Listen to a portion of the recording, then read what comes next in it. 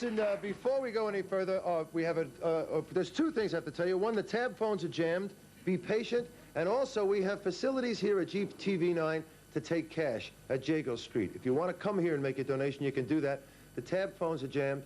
TAB, please be patient. We have a new total. We've cracked the $500,000 mark, okay? It's $504,645. Not too bad.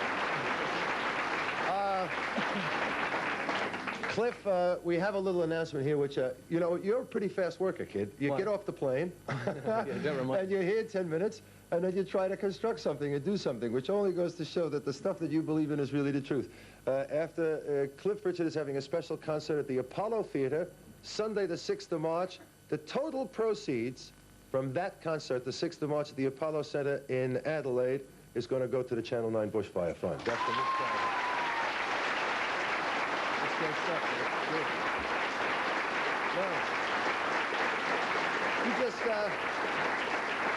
You just came here from Manila, they tell me. Yeah, that's right. I thought you were supposed to tell them that after I'd gone. Oh, it's all right. I want to see you look embarrassed. No, get embarrassed. It's okay. You're allowed to get embarrassed when you're going to donate that kind of money, I'll tell you. It's okay. Is that leather or what is it?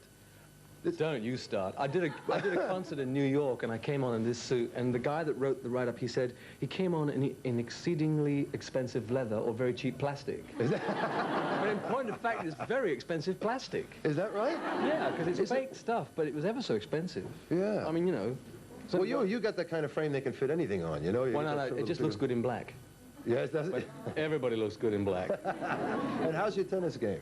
Oh, it's improving. I've been playing really properly for about a year. As you know, I sort of got interested last November for reasons that everyone seems to know about. Yes, everybody does. In fact, well, you know what everybody knows about more than anything? The big story here was that you got yelled at by Chris Everett Lloyd because you were barracking for Sue Barker at the stadium and you yelled things out. Chris Everett is too cool to yell at anybody from the court. Isn't she wonderful? Oh, yeah. I mean, it was the Whiteman Cup, and as I went afterwards, and just in case she was upset, I did apologize and said, you know, but I got to tell you this, I didn't come to Whiteman Cup to cheer for the Americans. I came to scream for the British, you know. Yeah. I mean, we lost, but I lost my throat. What did you say that they complained about? Were you just cheering? At all. I mean, how could you hear one voice above 7,000 people? The Albert Hall was jammed with people, and we were all hysterical. And in fact, our girls played really well. It's just that the Americans have that way of hanging in there, you know. Yeah. There were 4 times when we could have won matches, and somehow they hang in there and finally clinch it. And our girls were playing really well. And I've never felt so liberated, because usually when you're in the public eye,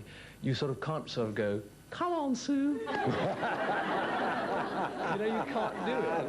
But I was not only that, if she heard you do that, you'd probably be in a lot of trouble as well. You wouldn't know. But I was in a box, you know. Yeah. It was a birthday present. The box was a birthday present for 3 nights, and I felt kind of liberated. I felt I could really shout, and I shouted and screamed. I mean, I hope it did upset the Americans. Come sit over here. We'll keep talking. We'll talk to you some more when you sit over here while you get this ready. Listen, the other thing I wanted to talk to you about was that, besides your bad tennis game, it is pretty bad at the moment, but I'm trying to improve. What is this I hear about the concert that the first half of the concert is totally different than the second half of your concert? Is that right? The second half is a whole 50s, 60s thing. Yeah, well, because we were here only last year, I thought we must try to do something really different, and it does get, you know, really difficult. If you've come within a year, you haven't even got a new album. Although, wait a minute, have I got a new album? Yeah, I've got a new album. Yeah, 25 years of golden hits. 25 years of gold, and I think Now You See Me, which was the sort of studio album.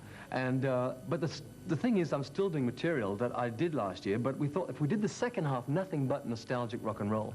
Nothing on the stage will be less than 20 years old. And you dress, and that's just the musicians. And you dress, and you're dressing in the 50s and 60s clothes. They tell me. Yeah, we get all the boys all get dressed up in zoot suits, and. You're going to do a song now, but before you do it, I just noticed something. Does that open up with Secret Potions or something in it?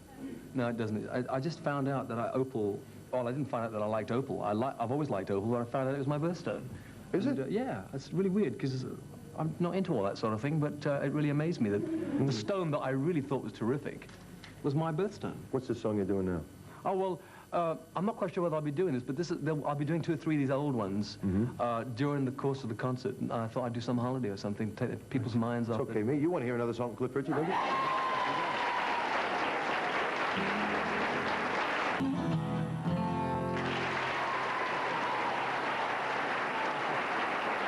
Well, it's only one of the best in the world. What else do you want?